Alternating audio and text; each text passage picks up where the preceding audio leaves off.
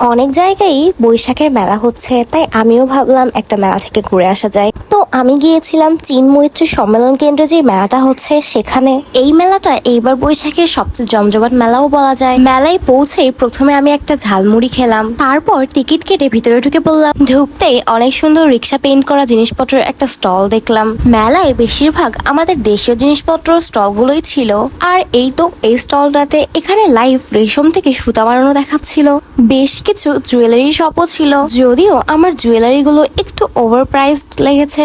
যাই হোক, তারপর আমি ঘুরে ঘুরে সবগুলো স্টল দেখে ফুড কর্নারে চলে যাই। যেই প্রথমে আমি একটা মিষ্টি খাই, তারপর একটা স্টলে ফ্রাইড সি ফুড বিক্রি করছিল, সেখান থেকে আমি একটা সি ফুড প্ল্যাটার নিয়ে নেই। ফুড স্টলগুলোর পাশেই অনেক সুন্দর সাংস্কৃতিক অনুষ্ঠান চলছিল।